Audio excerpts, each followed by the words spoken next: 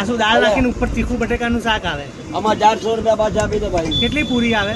5 પૂરી આવે. 40 માં 5 પૂરી ના 50 માં 7 પૂરી, 70 માં 10 પૂરી, 50 માં 7 એમ. 70 માં 10.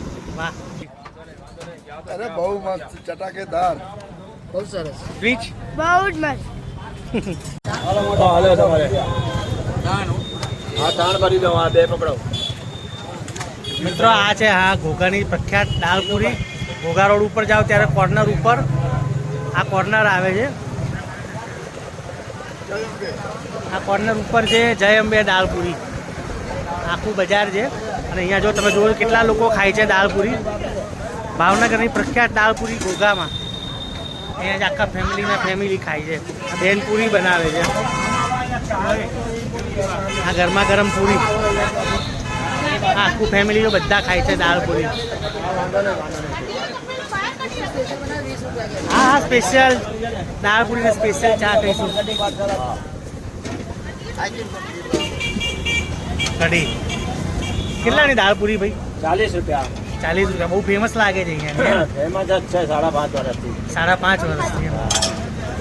એક અમારી દાળ પૂરી બનાવી દો ને. શું નામ તમારું? રમેશભાઈ. ક્યાં સુધી ટાઈમિંગ હોય? 4 વાગે 9 થી 4. અને આ કયું જગ્યા કહેવાય? પીપળિયા પોલ ભાવનગર. ઓકે. ઘોઘા રોડ. સંબોધન એક જ છે આપો. હા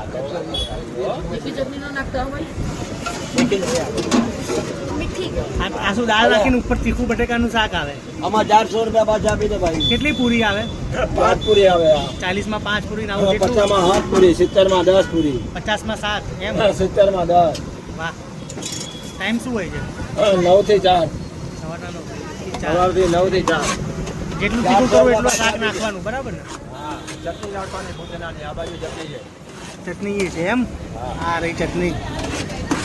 તમારે પણ જો દાળ પૂરી ખાવી હોય તો અહીંયા જુઓ ભીડ. જો હું કશું નથી કહેતો, આ ભીડ બધું કહે છે. મસ્ત દાળ પૂરી આવતી લાગે. આવજો. તો આવી દાળ પૂરી પછી છે ને આવી રીતે મિક્સ કરી નાખવાની. દાળમાં બહુ મસાલો ઓછા હોય. શાક છે જે શાક અને ચટણીની કમાલ છે. અને ગરમા ગરમ પૂરી આવે છે.